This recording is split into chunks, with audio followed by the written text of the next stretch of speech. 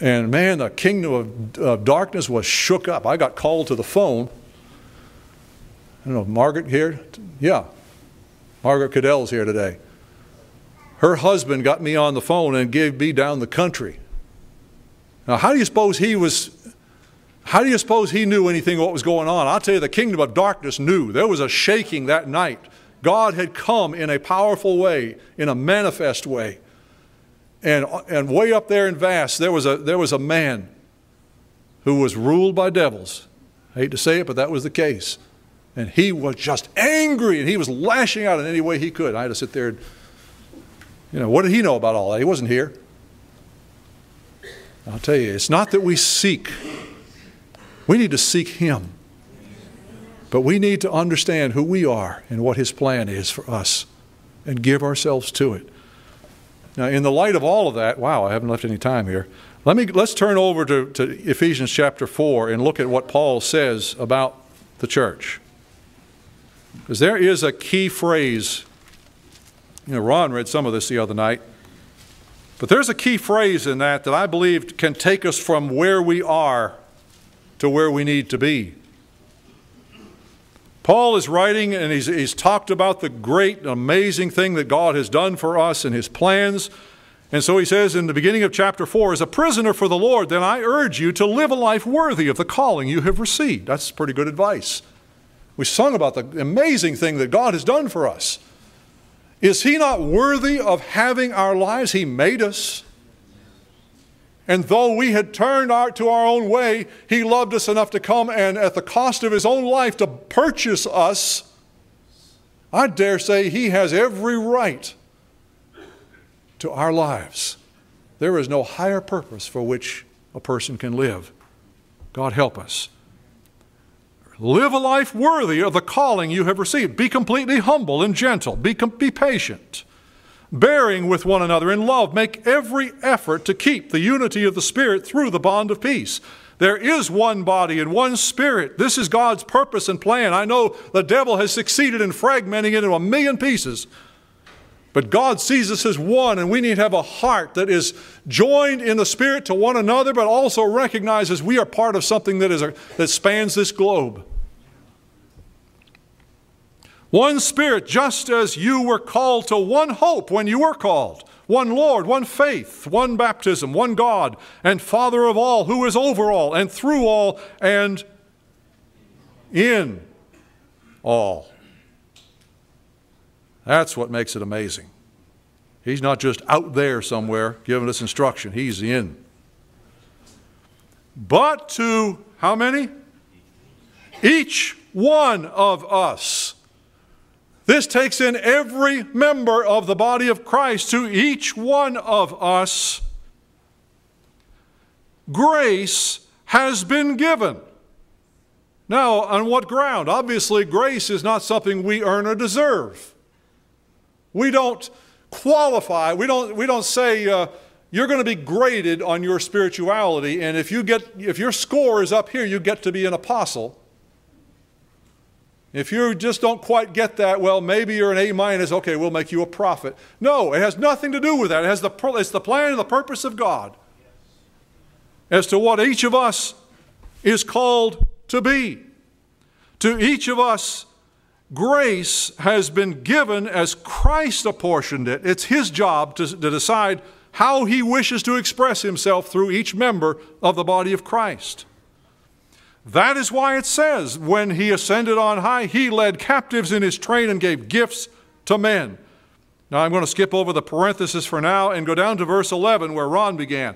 It was he, Christ, who gave some to be apostles, some to be prophets, some to be evangelists, and some to be pastors and teachers. And so we see, and we see this played out in the life of the early church. God did anoint men with what you could call a foundational, organizational, constitutional, whatever word you want to attach to it, ministry. Something that could proclaim the message. Somebody that could demonstrate the reality of what this message was about.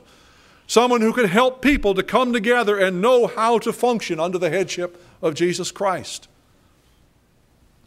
But you know, there's some that emphasize this as though this is a very special, super duper group. They're in all the job of the person in the pew, the rest of us, is just to sit there like dummies.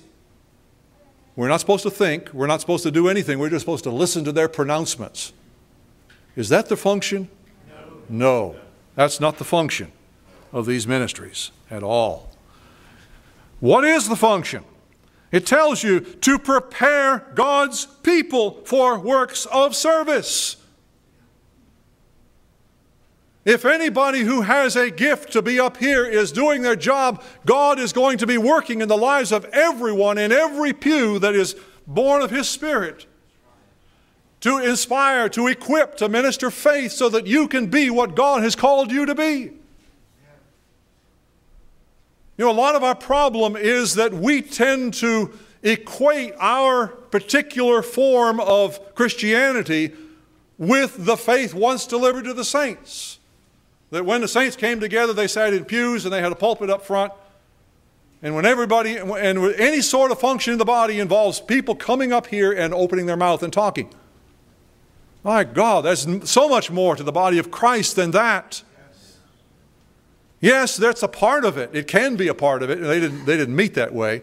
There's only one place I can find, and I don't even know that was lecture style so much, and that was, I was telling Ben about that last night, where in one city, Paul spent 2 whole years in the school or the lecture hall, it translates it here, of a man named Tyrannus. So this was a public building where there were people that came, but he was meeting with his disciples. I have an idea this was a dialogue, not just a lecture. But that's the only public building I know about where Christians regularly met for a period of time. Generally, they sat around in homes. It was a very informal thing. But I'll tell you, there's so much that God longs to do to make every member a vital, contributing part of the body of Christ. This is something we've certainly said many times. Brother Thomas used to preach on finding your place in the body. I dare say we still need that truth, don't we? In a greater way. To each one of us is given grace.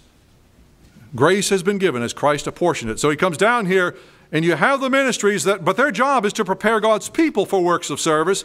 And what's the result of that?